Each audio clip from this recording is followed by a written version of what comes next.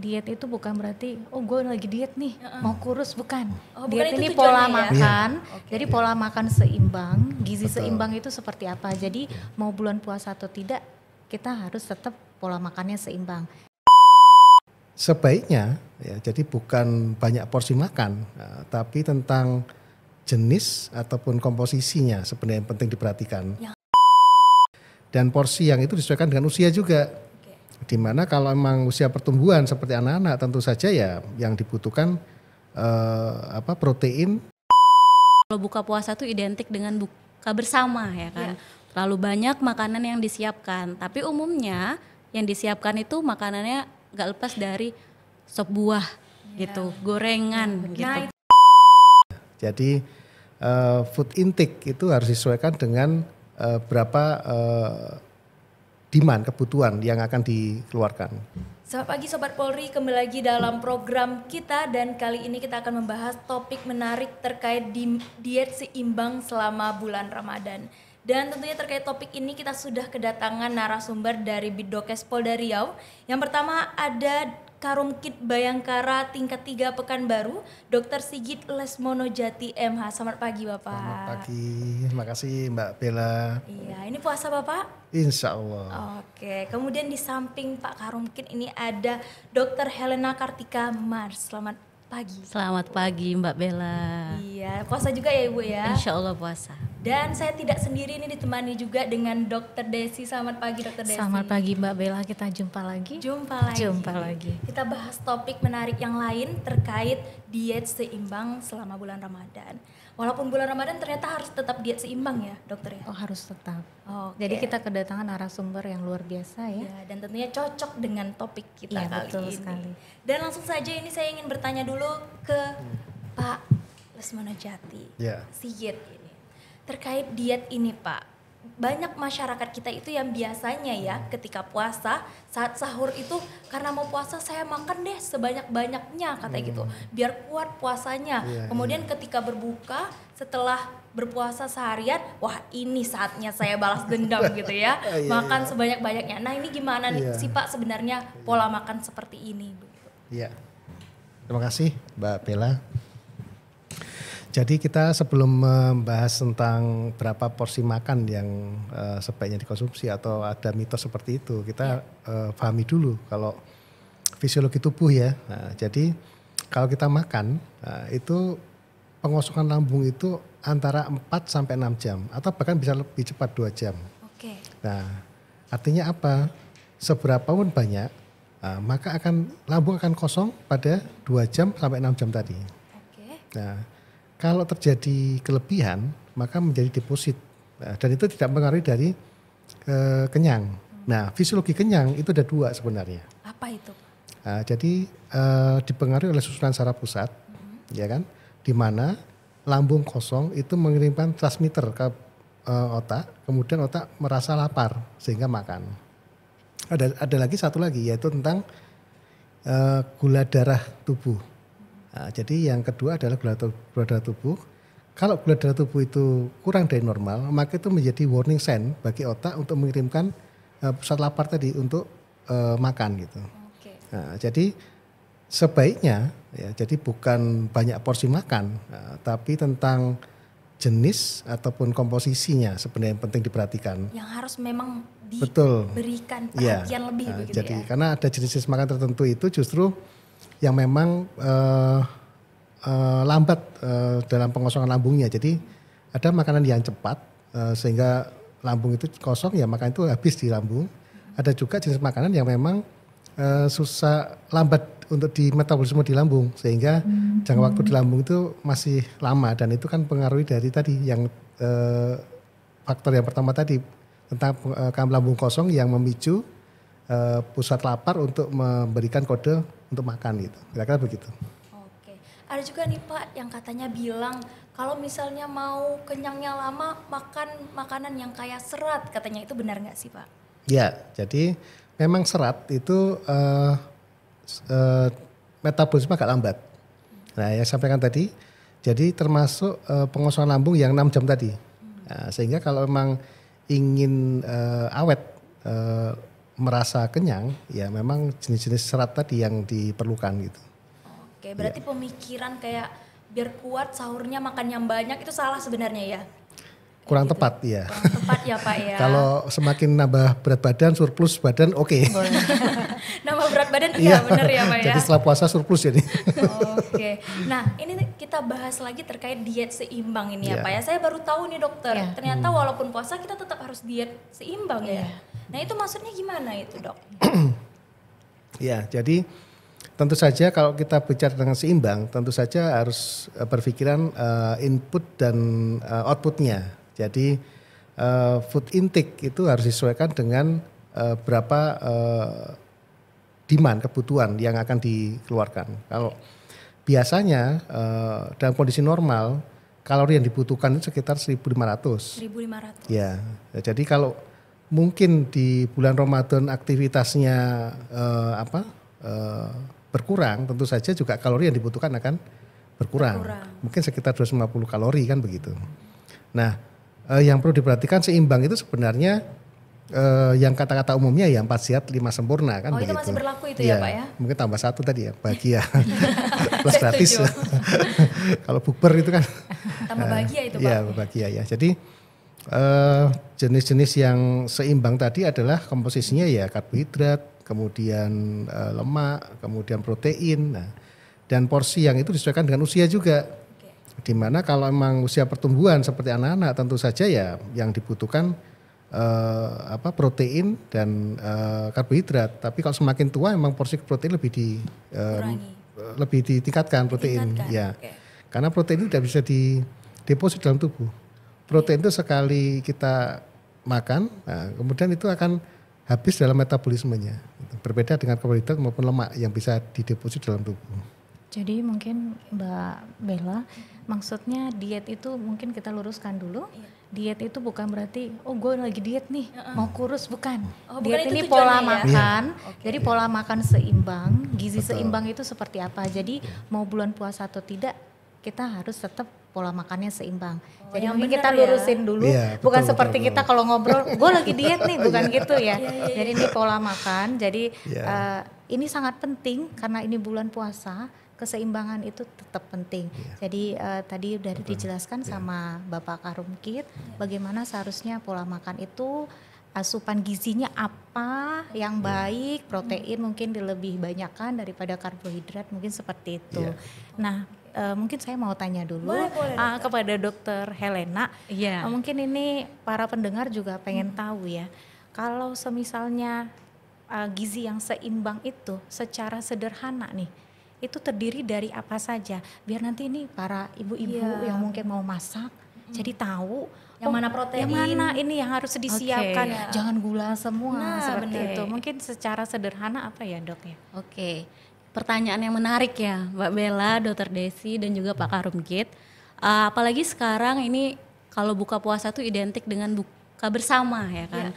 Terlalu banyak makanan yang disiapkan. Tapi umumnya yang disiapkan itu makanannya gak lepas dari sop buah gitu, gorengan gitu Nah itu kan. paling enak itu dok. Enak banget Sebenarnya. abis minum makan gorengan gitu Nggak kan. sah kayaknya buka puasa nggak ada gorengan. Nggak ada ya. gorengan. Iya. Padahal sesungguhnya gorengan ini kurang baik untuk tubuh kita. Waduh. Kenapa ya kira-kira? Karena yang pertama gorengan ini biasanya kita goreng dengan minyak yang sudah dipakai berkali-kali. Minyak bekas ya. Minyak bekas. Sehingga lemak yang akan diserap oleh tubuh kita juga itu menjadi lemak yang tidak baik. Kemudian yang kedua adalah sop buah tadi. Kalau hanya buah potong aja yang disediakan di atas meja gitu ya, berbagai macam buah itu baik untuk tubuh kita. Tetapi kalau udah dicampur sama temen-temennya nih, kayak udah ada susu, udah ada gula, udah ada sirup gitu kan, udah rame di dalamnya. Nah itu yang menyebabkan nggak baiknya karena terjadi pelonjakan kadar gula darah yang akan tinggi setelah kita berbuka puasa. Jadi balik lagi nih, apa sih yang bagusnya ketika kita berbuka puasa? Yang pertama harus ada karbohidratnya.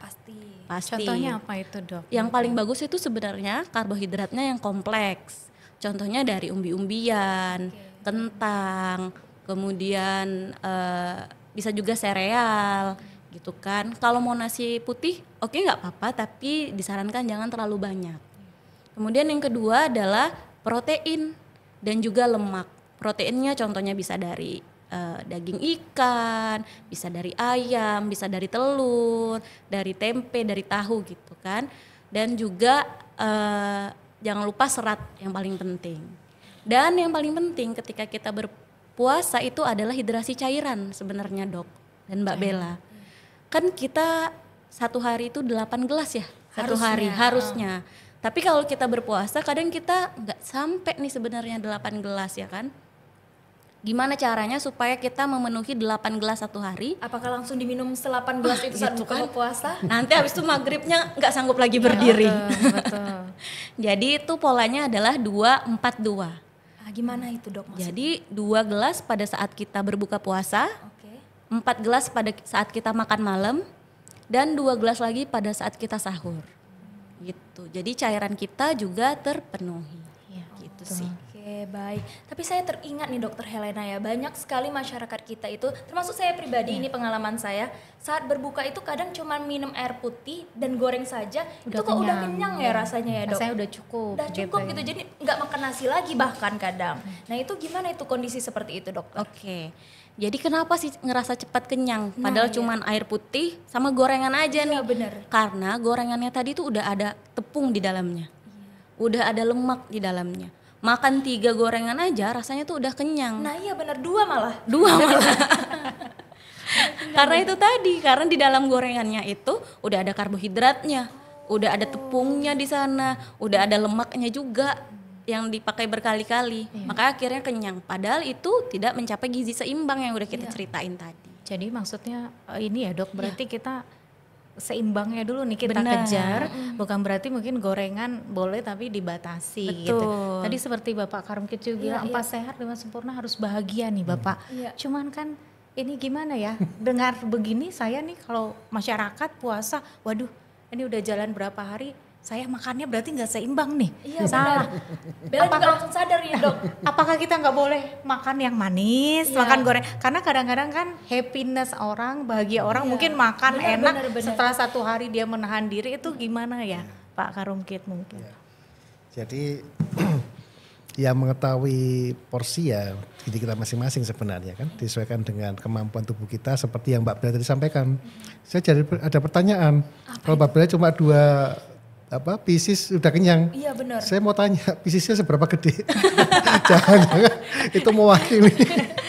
Kalau saya kayaknya lambungnya kecil ya Oh, Pak ya. iya, iya. Jadi 2 udah cukup, 2 Iya. kecil itu udah cukup sih Pak sebenarnya. Nah itu ya seperti kondisi tubuh ya, profil tubuh, kemudian juga aktivitas. Jadi kalau disampaikan tadi perlu diingat, kalau makan banyak, kita perlu melihat metabolisme tubuh itu ada namanya specific dynamic action, di mana itu energi tubuh dalam metabolisme makanan yang masuk itu juga membutuhkan energi. Semakin banyak kita makan, juga semakin banyak energi yang dikeluarkan ya dibutuhkan untuk metabolisme makan tersebut. Untuk gitu. membakarnya Betul, itu untuk ya, membakar makanan tadi. Jadi kadangkala ada yang saya udah makan banyak kok lemes. Iya, ya karena sudah memang ada melebihi dari threshold tadi sebenarnya. Jadi kemampuan tubuh dalam memetabolisme makanan. Jadi menimbulkan jadi seperti semacam fatigue metabolisme. Jadi seperti itu. Oke. Jadi kan kita sudah mendengar tadi Mbak Bella, apa sih itu diet seimbang? Bagaimana sih diet seimbang itu? Jadi asupan sadar nih, Dok. itu. Ya kita jadi sadar, jadi tahu. Pertanyaan saya yang mungkin perlu diketahui juga untuk pendengar ya, pentingnya apa sih kita untuk menjaga seimbang, diet atau asupan gizi yang seimbang ini, Benar. Bapak Karumkit dan juga Dokter Helena? Betul. Siap. Pentingnya apa sih kita perlu tahu ya Iya kan? benar, harus Oke, dilakukan ini iya. di bulan puasa gitu. Oke, jadi seperti yang sudah Bapak Karumkit jelaskan tadi, bahwa setiap orang itu memiliki kebutuhan kalorinya per hari. Jadi kalau misalnya kita melakukan dietnya tidak seimbang, misalnya yang dipenuhi hanya gula saja. Nah, jadi terjadi peningkatan gula darah yang meningkat, padahal itu tidak bisa dimetabolisme dengan baik oleh tubuh. Nah, ketika kita dalam keadaan puasa, pertama kali yang dipecah itu kita adalah glikogen. Ketika kandungan gula udah dipecah, dipakailah kandungan lemak. Yang tadi seperti Bapak Karumkit jelaskan juga, kalau protein itu tidak bisa disimpan, ya Pak ya. protein nggak bisa disimpan, yang bisa disimpan itu hanya lemak dan karbohidrat. Jadi kita pentingnya kenapa kita gizinya seimbang supaya kebutuhan harian kita dengan makanan yang kita konsumsi itu cukup gitu. Ya. Mungkin ada tambahan Bapak? Jadi kembali lagi tadi dari metabolisme ya. Nah, jadi kalau goalnya dari diet seimbang, jadi betul kata Bu Desi tadi, Dokter Desi, yang harfiahnya diet itu bukan berarti diet membatasi makan, bukan. Jadi diet itu adalah sebenarnya pola makan, kemudian jenis makan, termasuk frekuensi makan. Jadi yang perlu diperhatikan adalah yang saya utarakan tadi dari awal, kita perhatikan bahwasanya secara fisiologis itu pengosongan lambung antara 2 sampai 6 jam. Artinya tidak sekadar dibutuhkan diet yang seimbang untuk mencapai stamina yang bagus dan goalnya nanti sehat dan bugar meskipun selama bulan Ramadan atau bahkan selesai ya. Jadi perlu dipertimbangkan adalah mengakhirkan sahur.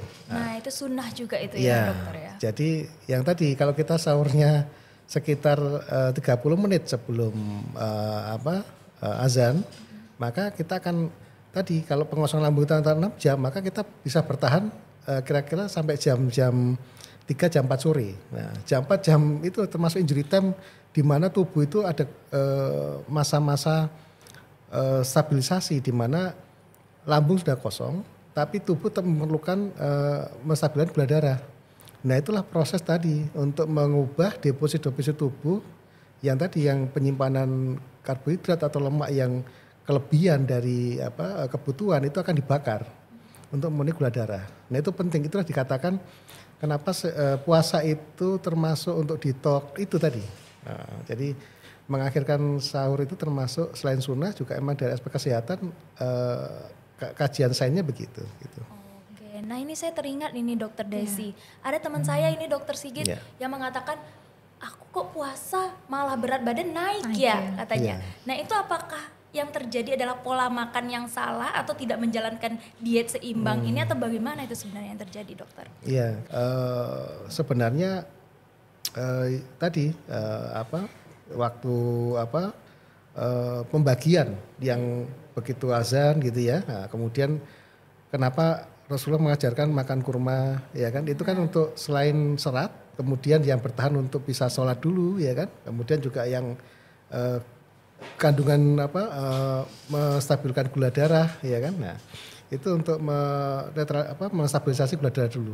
Nah, sehingga itu membatasi kita tadi yang penyebab lapar tadi kan, yang kedua yaitu kalau gula darahnya turun kan otomatis mengkode pusat otak untuk lapar untuk makan. Nah, kalau kita dengan kurma atau dengan yang manis itu gula darah menjadi agak stabil sehingga rasa lapar itu tidak berlebihan. Iya, betul. Nah, sehingga mengurangi tadi pola makan yang berlebihan tadi yang karena kita makan minum es teh manis ya kan, onset untuk pencapaian stabilisasi gula darah itu lebih cepat daripada kita makan satu gundukan atau puluhan sendok karbohidrat atau nasi atau dengan lauknya gitu.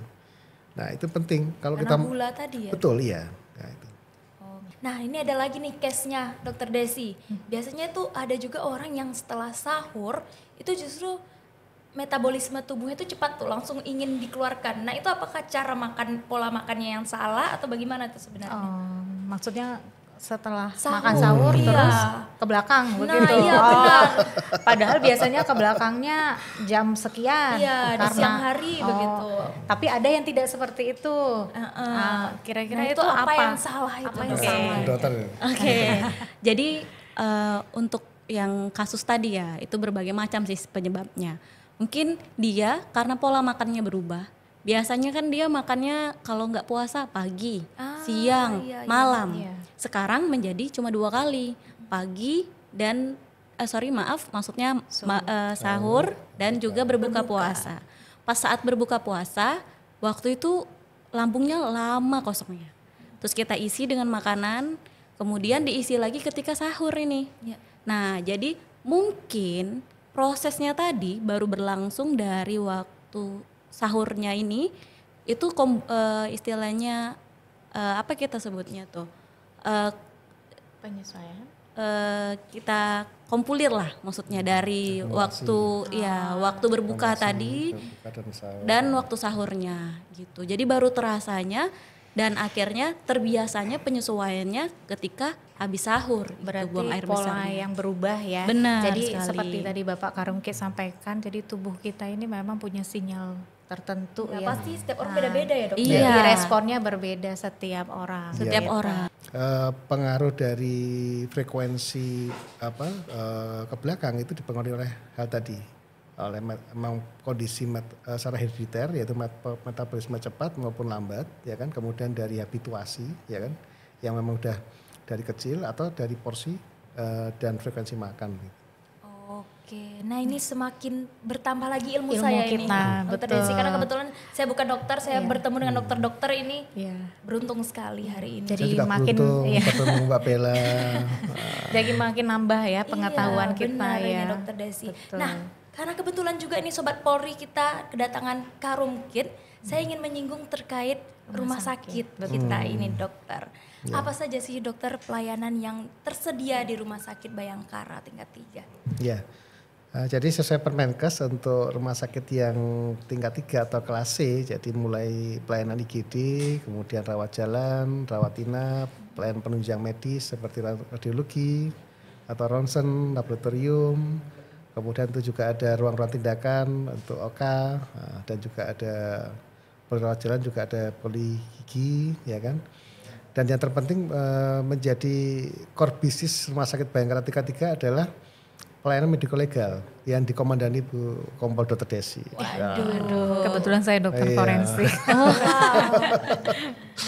Ya, jadi kemudian yang unggulan saat ini kami melihat kebutuhan masyarakat tentang pelayanan ambulan. Nah, kami melihat belum adanya pelayanan yang rujukan atau referral ke Sumatera Jawa, maka kami buka layanan itu. Untuk pelayanan ambulan yang referralnya sampai ke Pulau Jawa. Kalau misalnya Jawa. Bapak yang mau masuk polisi gitu, Nah, iya. apakah bisa di situ atau Iya. kedinasan Iya. gitu, STPDN atau apa? Apakah bisa Iya. di rumah sakit? Jadi Bayangkara? ada klinik namanya klinik medical check up. Nah, itu ada medical check up yang memang stationary yang di rumah sakit, yaitu melayani pemeriksaan kesehatan untuk sekolah-sekolah kedinasan, Akpol, kemudian Akabri atau mungkin di PDN, STAN, kemudian BIN, nah, seperti itu. Kemudian juga untuk pelayanan persyaratan pegawai negeri, ya. Dan alhamdulillah keuntungannya adalah benefitnya adalah bisa one day result atau one day service. Jadi langsung diterima hasilnya hari siap, itu juga. ya hari itu. Jadi cuma ya mohon maaf datang pagi pulang agak siang. Yang penting nggak sampai Yang subuh. penting. Iya benar. Dan Yang penting hasilnya cepat. Gitu ya. Cepat, iya. Oke, Dibanding ini yang lain. informasi menarik untuk seluruh Sobat Polri kita yang kiranya membutuhkan persyaratan untuk mendaftar kedinasan tadi. Iya, Terus betul. juga PNS. Bisa datang ya ke Rumah klinik Sakit medical Bayangkara. check up Ya, kita. kami juga kerjasama dengan instansi terkait tentang pemeriksaan kesehatan bagi karyawan atau pegawai institusinya. Kami bisa on-site gitu dengan mendatangkan radiologi mobilnya bisa. Oke, dan itu medical check up-nya lengkap ya dok ya? Soal lengkap. Bisa sampai tes narkoba gitu? Tes narkoba, iya. Oh, ada Luar semuanya. biasa ya. Semua. Iya luar biasa memang room kita. Saya juga baru tahu ini ternyata bisa Iya. cek narkoba Iya. itu di sana. Iya, memenuhi kebutuhan tadi untuk persyaratan pegawai negeri, ya kan. Oke, dan pelayanannya tersedia dari pukul berapa sampai pukul berapa ini dokter? Untuk jadwal yang rutin dari jam 7 sampai jam 3, namun di masa Ramadan ini jam 8 ya sampai jam 3. Namun bisa menyesuaikan, manakala animonya besar maka kami juga bisa prolong untuk buka ini. Saya tidak mengecewakan pemohon. Oke, baik. Termasuk Sabtu juga masuk, kecuali Ramadan memang Sabtu sementara ditutup. Oke, berarti memang siap Luar sedia biasa. selalu. Ya? Iya. Memenuhi kebutuhan masyarakat, Iya. pelayanan pada masyarakat. Jadi ini menambah informasi lagi ya Mbak Bella, ternyata di Rumah Sakit Bayangkara ada pelayanan medical check up juga. Nah, iya. Jadi buat para adik-adik sekalian yang mau coba polisi atau mau kedinasan bisa di Rumah Sakit Bayangkara tingkat 3 Pekanbaru. Dan ingat one day service tadi kata Nah, Bapak iya. Karungkit. Langsung selesai, tidak perlu berhari-hari seperti itu. Lengkap dan cepat. Lengkap dan cepat. Keterangan Dan jasmani, dokter-dokternya juga sehat rohani, berpengalaman. ya. Iya. Kompeten. Oke, baik. Dokter Desi masih ada yang mau ditanyakan ini? Saya rasa sudah cukup. Sudah cukup Kita ya. dapat Luar biasa. obrolan yang sangat Iya, menarik, luar biasa. Itu bahwa diet atau pola makan seimbang itu perlu sekali dan sangat penting untuk kita semua. Mau bulan puasa atau tidak, itu sangat penting. Terima kasih untuk Dr. para Helena. narasumber kita yang luar biasa ini. Sama-sama kasih, Mbak Bapak Bella. Terima Karun. kasih Bu Bella, Bu Dr. Desi. Dan Dr. Desi. Terima kasih juga Dokter Desi Terima sudah kasih. membantu Sudah saya. menemani ya. Jangan bosan-bosan ya. Ya, abis Mbak ini Bella. kita bahas lagi. Bahas lagi ya. Oke, baik Sobat Polri, demikian topik diet seimbang sama bulan Ramadan kita hari ini. Sampai jumpa di topik berikutnya.